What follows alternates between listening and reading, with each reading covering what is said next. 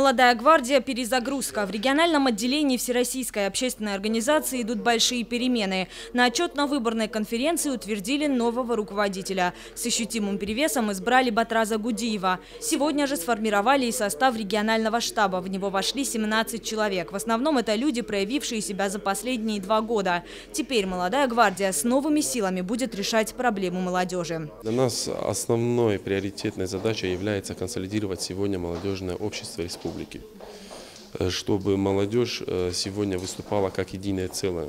И в некоторых острых моментах, чтобы они между собой не ссорились, не шли с войной.